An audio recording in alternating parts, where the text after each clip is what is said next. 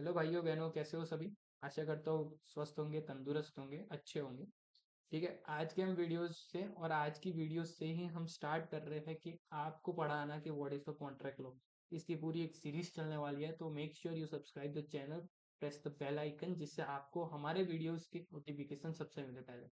मैं हूँ Aakash Prajapati. Let's start the video with the answering the some of the question which you know if you have the knowledge, some of the knowledge about the contract.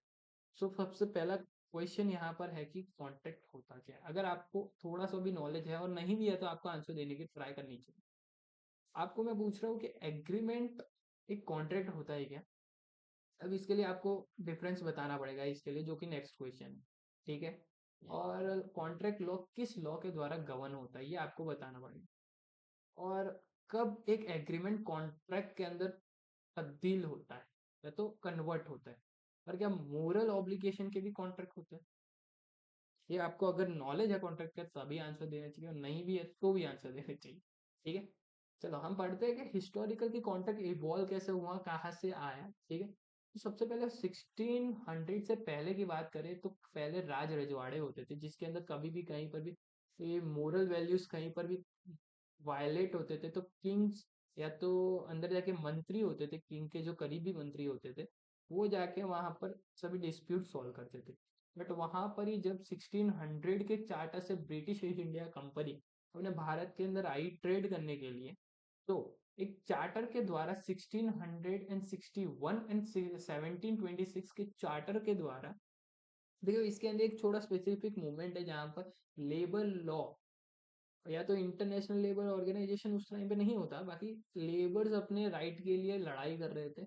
और उसके लिए British in east India company ने England के अंदर जहां पर queen Elizabeth बैठती थी, उन्होंने एक लॉ पास किया चार्टर एक्ट के द्वारा। ये सारे चार्टर्स लॉज होते हैं जहां पर उनको बताया गया ईस्ट इंडिया कंपनी को कि आप यहाँ पर इंडिया के अंदर, ब्रिटिश इंडिया के अंदर आप एग्रीमेंट या तो कॉन्ट्रैक्ट के द्वारा लेबर्स रखो, वहां पर उनको राइट्स दो। पहले सर्वेंट एंड स्लेव्स रिलेशनशिप होता था, सर्वेंट स्लेव ये सारे रखते थे, दास दासिया जिनको बोलते हैं, तो जिसके अंदर बहुत से लेबर्स लॉज वायलेट हो जाते थे। जो आज के टाइम पे लॉ है, पहले लॉज नहीं होते थे। ठीक है, पहले तो लेबर्स को इंसान भी नहीं माना जाता था। ये सब कुछ लेबर लॉ के अंदर डीपली होता है। बट फ्रॉम 1872 के अंदर, अब सबसे पहले इसके अंदर समझो कि 1774 के अंदर सुप्रीम कोर्ट अपने इंडिया में बन गया था। ठीक है, तो वहां पर ब्रिटिश पार्लियामेंट ने इंडियन कॉन्ट्रैक्ट एक्ट बनाया था 1872 के अंदर, जो यहाँ पर ब्रिटिश ईस्ट इंडिया में लागू हुआ था और फोर्स में आया था 1 सितंबर 1872 के अंदर। ठीक है, यहाँ से अपना कॉन्ट्रैक्ट लॉ इवॉल्व हुआ है और वहां से स्टार्ट भी हुआ है। तो सबसे पहले आपको पता होना चाहिए कि कॉन्ट्रैक्ट है क्या। तो कॉन्ट्रैक्ट डिफाइन किया गया है इंडियन कॉन्ट्रैक्ट एक्ट के द्वारा सेक्शन 2 क्लॉज एच के अंदर। तो देखते क्या है कि एन एग्रीमेंट, देखना, an agreement enforce by the law is contract. इसके अंदर टू एसेंशियल्स है कि कॉन्ट्रैक्ट होने के लिए एक एग्रीमेंट होना जरूरी है और वो लॉ के द्वारा एनफोर्स होना चाहिए।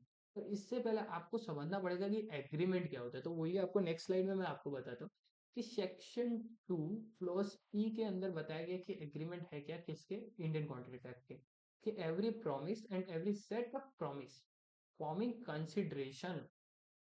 कंसिडरेशन एक वाइड कॉन्सेप्ट है जो आगे की वीडियो में आपको मैं बताऊंगा।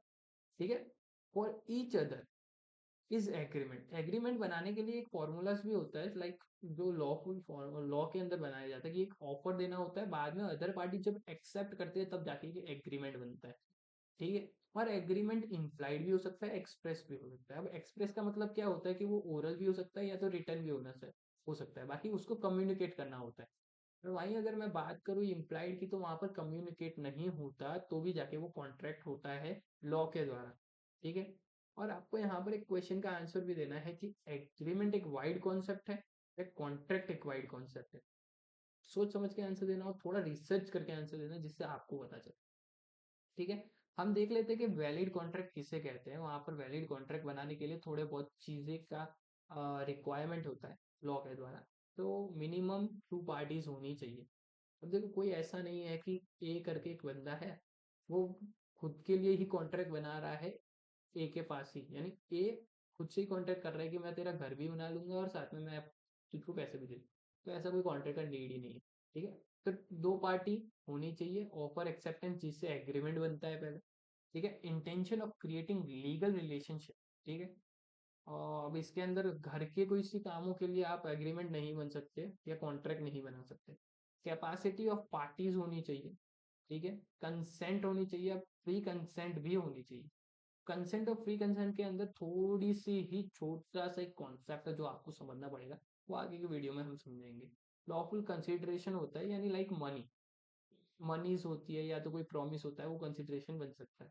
लॉफुल ऑब्जेक्ट होना चाहिए, यानी ऑब्जेक्ट यानी यहाँ पर पर्पस हो गया इन सिंपल वर्ड्स।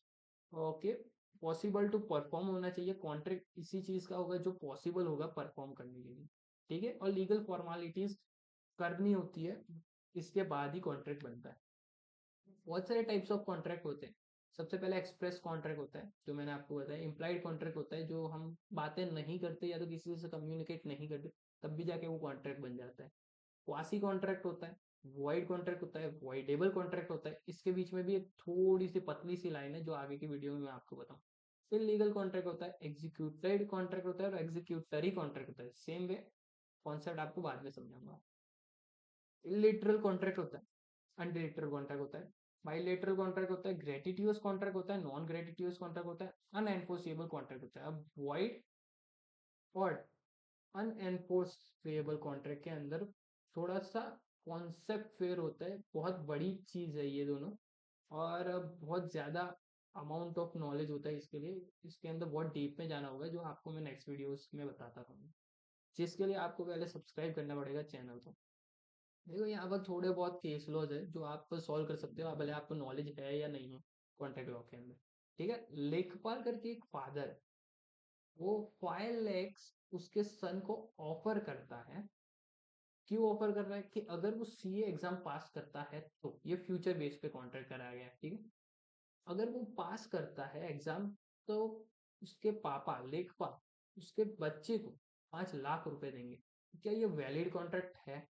क्या सन फादर को स्यू कर सकता है? अब स्यू का मतलब क्या, उसके ऊपर केस कर सकता है? बताओ कमेंट के अंदर। अरुण करके एक बंदा है, सेकंड एग्जांपल, उसके पास 2 गाड़ियां, एक व्हाइट कलर की एक रेड कलर की, ठीक है। वो प्रॉमिस करता है या तो ऑफर करता है, not a promise but offer करता है बासु को कि मैं तेरे को अपनी कार दूंगा, ठीक है। बासु सोचता है दैट कि उसकी व्हाइट कार है, वो अरुण उसको देगा, तो बासु अग्री हो जाता है, ठीक है। और अरुण क्या करता है, अरुण उसको रेड कार देता है। तो क्या ये एग्रीमेंट एक वैलिड एग्रीमेंट है? बताओ कमेंट में। देखो एक्स करके एक कूली है, थर्ड एग्जाम्पल, वो वाई का लगेज रेलवे प्लेटफॉर्म से उठाकर टैक्सी तक रख लेता है, ठीक है। क्या करता है, टैक्सी तक रख लेता है।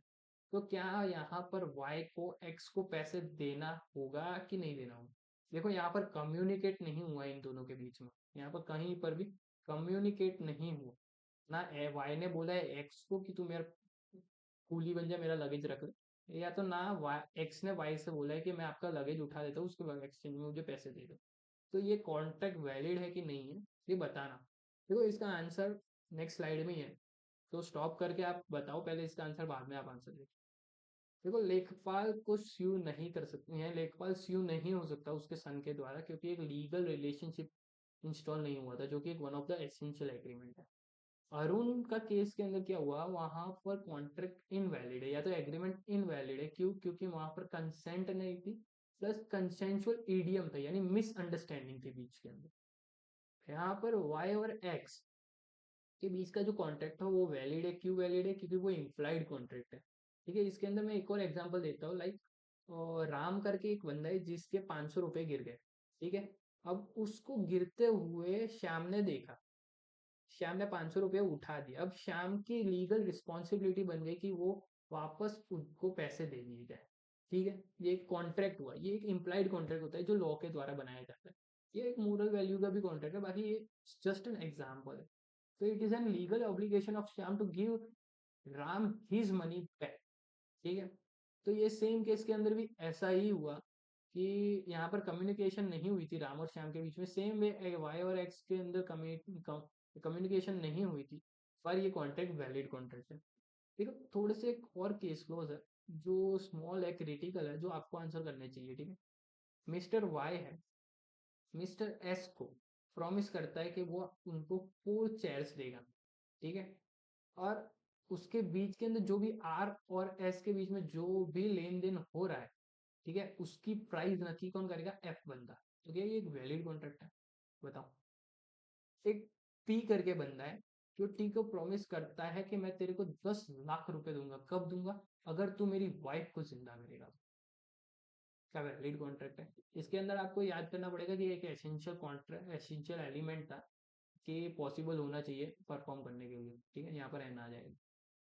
और ई के बाद एक मदर है, फॉर एग्जाम्पल संगीता नाम है, ठीक है।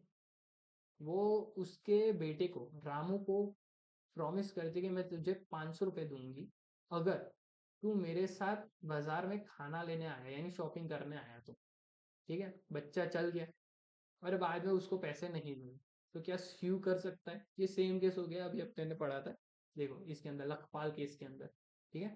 तो सोच समझ के आंसर करो, और थोड़ा सोच के आंसर करो। वापस से फोर्थ एग्जांपल है, केस स्टडी। एक पी करके बंदा है, एन को प्रॉमिस करता है कि वो उसको 10 लाख रुपए देगा। कब देगा? कि अगर तू मोदी की यानी एनडीए छोड़ के तू कांग्रेस में आ गया तो। देखो अब ये एक एलिमेंट है कॉन्ट्रैक्ट का, जिसके अंदर लीगली वैलिड होना चाहिए कॉन्ट्रैक्ट, ठीक है। तो इसके अंदर कहीं कॉन्स्टिट्यूशन प्रोविजन वायलेट तो नहीं हो रहे, तो उसके लिए आपको कॉन्स्टिट्यूशन भी पढ़ना पड़ेगा, ठीक है। तो इसका आंसर क्या होगा कि फर्स्ट कॉन्ट्रैक्ट वैलिड है।